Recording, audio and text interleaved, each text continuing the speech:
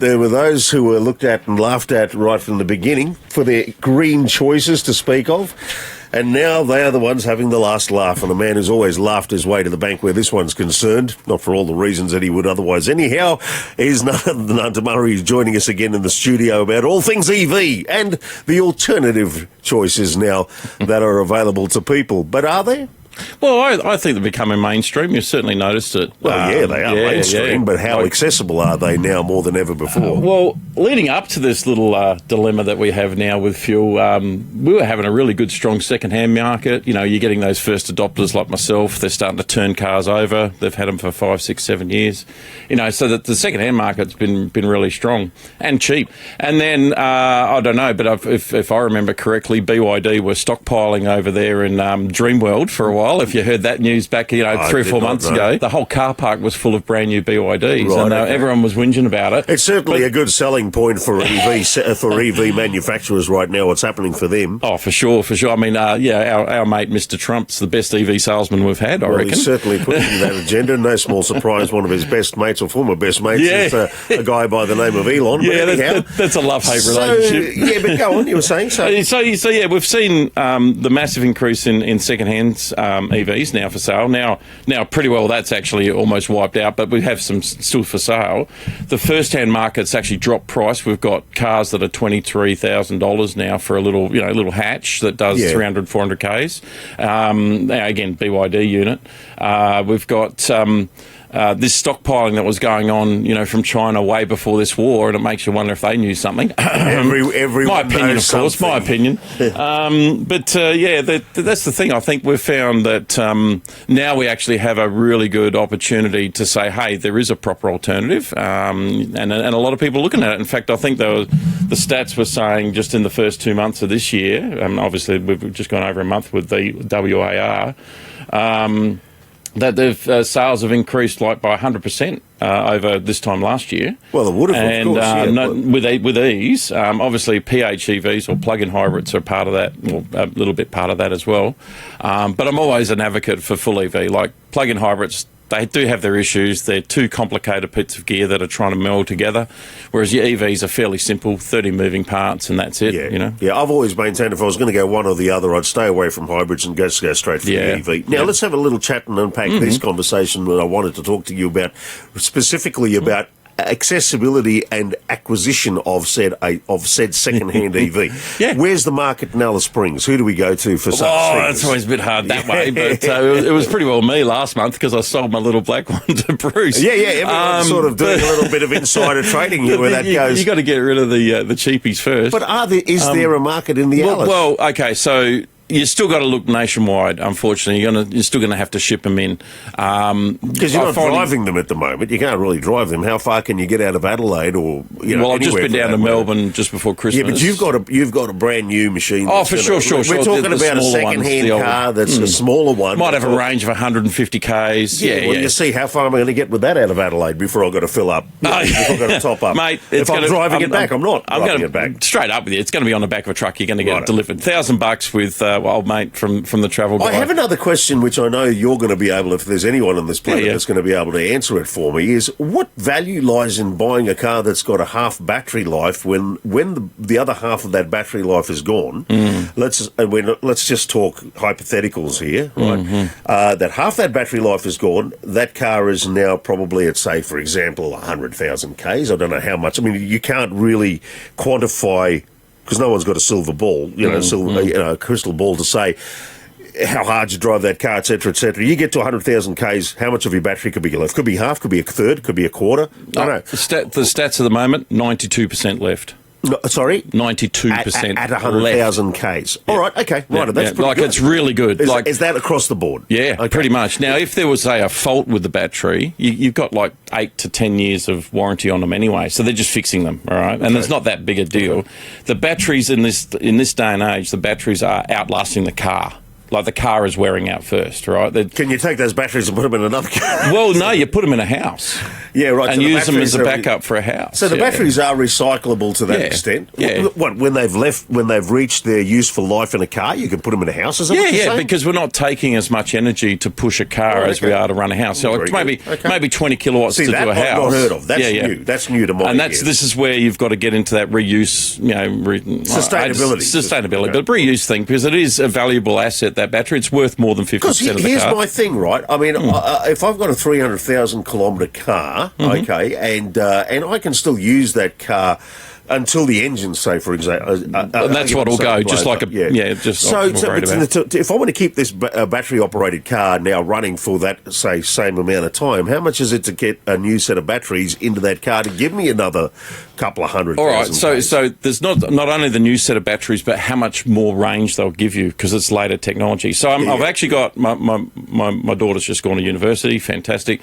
Her little car now, which was a Leaf EV, started off life with about 150 k's. We're talking a 12-year-old car now. Yes. It's now down to about 70. So this is probably your scenario. You're talking 70% battery. 70 kilometres out of 150. So we're talking a 50% scenario that you were talking about before. So I'll give you this. But that's from 12 years, right? Now, I'm looking at a new... So that car... I think I bought it for about 15. It's probably worth about 9K. Now, I'm looking at redoing the battery myself, because I do. That's looking about 11 grand to update that battery, but that'll now give me a 400k range on the same car. So we've got to look at not only just what the cost will be, but what it actually gives you, because the modern technology 10 years later is giving us almost 3 times more range. So here's another question. Yeah. Why aren't you selling these bloody things? Why aren't you selling these stupid, things? mate. You should be. But I'm not a car salesman. You don't have to be. The car sells themselves. Trump's the car salesman. No, Trump's a nice bloke. Trump's an enabler. I'm here to educate people, right? Yeah. So I want to make sure people understand their options, all right? And I still say to people to this day, look, most families in this town and in Australia are 2-car families. Keep your dirty diesel when you go out bush. No problem. You're going to get the best range you can right now, except for the prices. But then make your second car an EV. And then that's the one you run around town, you do all the shopping, that type of thing. You're giving yourself the best of both worlds. But the minimum maintenance, and it just gets you a step in. Better than just a hybrid or a plug-in hybrid, which is kind of a stepping stone as well. This thing will give you a step in. You've still got the choice of vehicles, but I'll say to you now, you'll be saving probably 3 to 5 grand on maintenance and fuel, even if you're plugging off normal electricity. Speaking of maintenance, just unpack this one for me, please. What is the average maintenance, or what are the maintenance items of, and we're talking EV, forget about hybrids, who are specialised maintenance service centres in Outback Australia, and for that matter, rural Australia. But let's talk about us here in the Outback of Australia. Who do I take my EV to, and what sort of services am I expected to have done on an EV? I'll plug Ben at AMS at the moment. He's kind of the guy that's doing most of the models as a second-hand. Sorry, man. As a not second-hand, but as a mechanical workshop that does all sorts, like an independent, I should say. So he's the guy that's trying to do that sort of stuff. My car at Kmart were meant to be doing the BYDs. There's a little bit of a funny thing happening in Alice Springs for that. There's no oil changes for a start, because there's no oil. Okay, so that's fantastic. There's no filters, there's no oils. Now, in saying that though, I'll correct myself a little bit. There is diff oil. Right? There's grease, there's diff oil, there's lubricants, so that's and other oils. That type of service, but that's every 100,000, right? That's you don't have to worry about that, really. It's almost negligible. Are the brakes, but we want to count it. They're regenerative brake Correct. systems. So the brakes hardly wear, because we use regen all the time. So the regen will pull you up normally. The worst problem with the brakes is because they don't get used often, and in a like a wet environment, they go rusty because you're not using them. So now and then, about once a month, it actually says as part of your maintenance, dump onto the brakes really hard once a month, just to clean your bloody calipers. Yeah. Anyway, so brakes are almost negligible. Now that's a big cost. The only really running costs I see that are tyres now. Okay. And that's kind of normal. I'm getting sort of 50,000 Ks out of a set of tyres. You know. They're your consumables. Yeah. People say because they weigh more. Well, yeah, they are. They are usually what they call a Still heavyweight negated by the tyre. fact that you're not paying petrol, you're not paying for way oil offsets filters and stuff like that. So I work out about $5,000 a year you'll be saving, and say you bought one of those little cheap $25,000 cars. Well, that's a 5-year payback. It's easy, and that's a brand new car. You certainly make a good. You put forward a very compelling argument for EVs, Well, and I guess the thing that people need to do is try and change that view on them. And now more than ever before, it's starting to, because people are being pushed towards that way, Yes. simply from an economic standpoint. And that's where AVA came from originally, back in '73. Guess what happened then? A big fuel crisis. Yeah. and we They got were pushed the talking same about way. it back then. Yeah. Totally for economic reasons, totally for performance, and totally for for the love of the driving, because we did want to get into A and B back in those days. Even though I was only a taco, I didn't know at the time. But looking at their history and where we've gone, it was about helping other people getting to them too. And that's where I'm coming from. We're just wanting to educate people, make sure they're aware of these choices. Up until now, they didn't have a choice. Yep. So, to me, it's let's come and learn.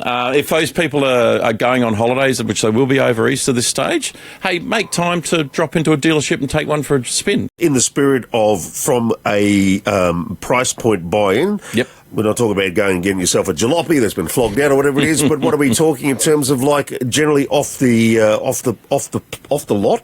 Off Yep. the sales lot, second-hand vehicle, Yep. about, what did you say, 3/4 of the way in through its life? Yeah, Or a quarter of the way So if in. you said 10 years, that's definitely into its life there. We're talking, and that older style of battery did degrade faster.